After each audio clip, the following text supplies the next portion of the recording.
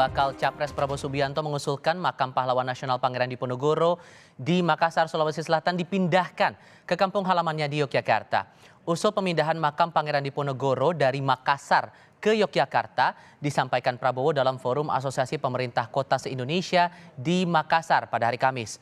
Prabowo bilang dengan izin masyarakat Sulawesi Selatan tidak ada salahnya makam Diponegoro dipindahkan karena puluhan tahun Pangeran Diponegoro berada dalam pengasingan. Sementara saat ini Indonesia sudah merdeka. Hampir 2 abad lalu Pangeran Diponegoro yang mengorbankan Perang Jawa tertangkap kolonial Belanda di Magelang lalu diasingkan ke Manado dan Makassar hingga wafatnya. Di kota ini juga ada makam Pangeran Diponegoro yang dibuang dari daerah asalnya, dan tidak ada salahnya kita berpikir apakah tidak di alam merdeka, tentunya dengan seizin rakyat Sulawesi Selatan, apa tidak ada baiknya kita kembalikan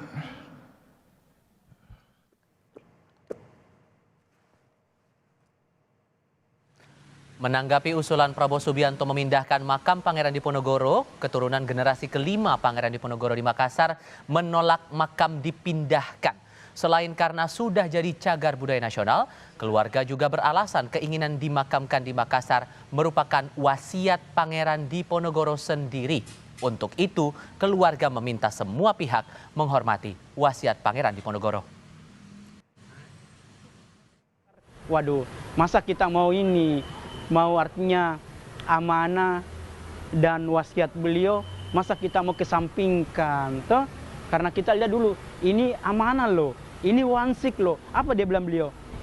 Tidak usah pulangkan saya di kampung halaman, makamkan saya yang saya sudah dapat titiknya. Ada titiknya di sana, inilah tempatnya. Tapi kembali lagi, beliau sudah mewakafkan dirinya, sudah mengamanahkan istri dan anak-anak beliau. Dan semua jelas, inilah yang namanya otentik sejarah.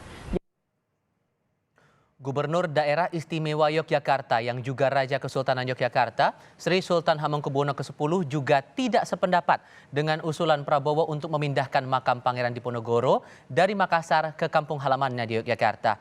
Menurut Sri Sultan, makam Diponegoro tidak perlu dipindahkan karena selama ini telah dihargai dan dijaga oleh masyarakat Sulawesi Selatan.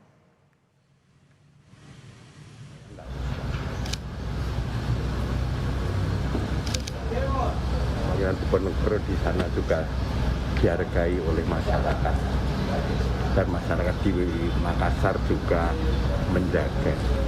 Saya kira tidak perlu harus diputar. Masyarakatnya menghargai di sana.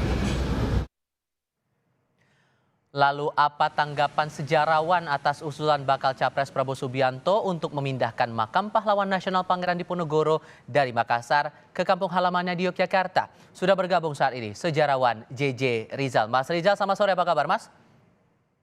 Selamat sore. Terima kasih sudah bergabung bersama kami. Jadi menurut Anda usulan dari Prabowo ini perlu atau tidak untuk dipindahkan makam pahlawan Diponegoro ini? Ya sebenarnya tidak perlu karena Pak Prabowo menurut saya terjebak pada nasionalisme yang cepat ya. Karena kita harus tahu justru pembuangan Pangeran Diponegoro dan banyak tokoh-tokoh nasional pada masa kolonial yang dibuang karena hak istimewa dari Gubernur Jenderal yang disebut Exobir Tante Rechten itu meluaskan perasaan penindasan. Jadi apa yang terjadi di Jawa itu dirasakan di Sulawesi.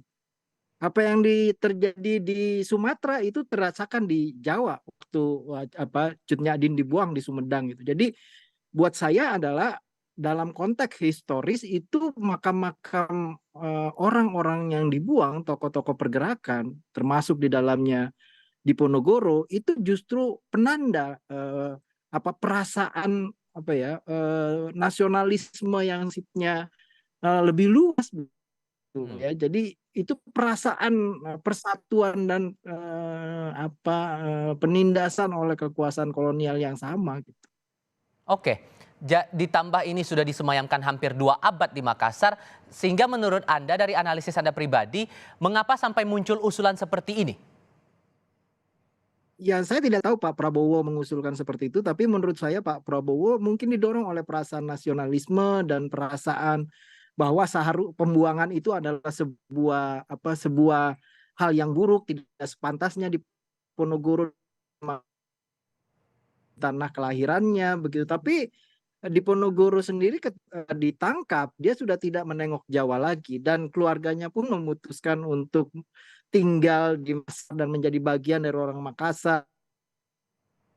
Dihormati, bahkan gerakan awal nasionalisme Indonesia yang berbentuk Yong Yawa, Yong Sumatera Nenbon. Nah, Yong Selebes itu membawa aspirasi diri, identifikasinya adalah dengan di Ponorogo. Jadi bayangkan, di Ponorogo orang Jawa dimakamkan di Sulawesi, dia menjadi inspirasi bagi orang Sulawesi, Sulawesi Yong Selebes itu, ya, perasaan kebangsaan.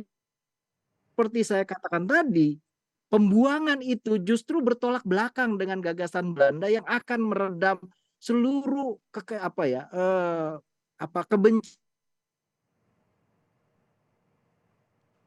Justru itu menambah kuat gitu ya. Di Ponorogo dibuang ke Sulawesi, ke Makassar, justru itu menguatkan perasaan kebencian orang Sulawesi terhadap penindasan Belanda terhadap Ponorogo. Jadi itu menurut saya hal pokoknya. Jadi tidak perlu menurut saya ada pemindahan makam, karena itu menurut saya bertentangan dengan apa yang diaspirasikan Ponorogo itu sendiri. Oke, kalau kemudian ini usulan muncul, mohon maaf saya potong Mas Rizal, kalau kemudian usulan ini dikeluarkan dengan alasan demi meraup popularitas jelang Pilpres, Anda juga merasa hal demikian?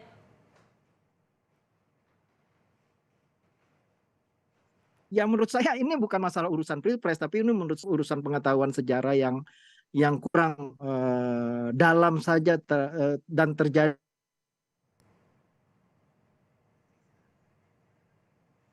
Halo, Mas Rizal.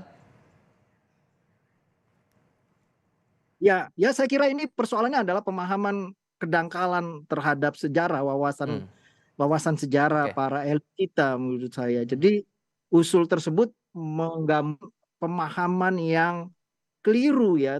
Oke. Kewajaran seorang tokoh bangsa gitu, dia harus dimakamkan di tempat di mana dia dilahirkan.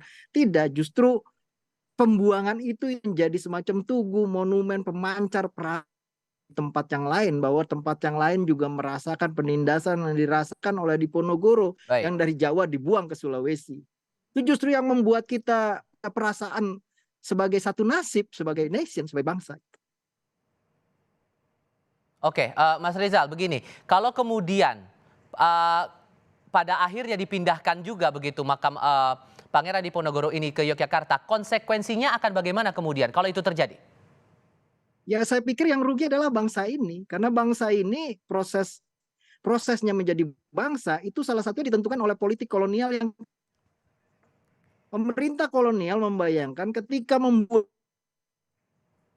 pokok pergerakan, maka dengan demikian itu terhadap kolonialisme Belanda. Baik, mohon maaf boleh diulang sedikit, Mas, agak terpotong suaranya tadi. Tiba di suatu tempat di mana dia.